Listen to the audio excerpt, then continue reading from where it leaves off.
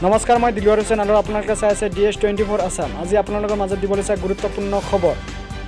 Mister বিজয় ডুবে ওদালগুৰি ডিষ্ট্ৰিক্টৰ Rowta two Orang 15 নং ৰাষ্ট্ৰীয় ঘাইপথ ডাঙৰ গাঁত আৰু পথবোৰৰ অৱস্থা একেবাৰে বেয়া হৈছে। ইয়াৰ ফলত ৰাইজৰ বহুত অসুবিধাৰ সন্মুখীন হৈছে। সেইবাবে আজি 15 নং ৰাষ্ট্ৰীয় ঘাইপথৰ পুনৰ নিৰ্মাণ কৰাৰ দাবী উত্থাপন কৰে বিজয় ডুবে। 15 নং ৰাষ্ট্ৰীয় ঘাইপথৰ বেয়া অৱস্থাৰ কথা চৰকাৰৰ ওচৰত দৃষ্টিগোচৰ কৰে।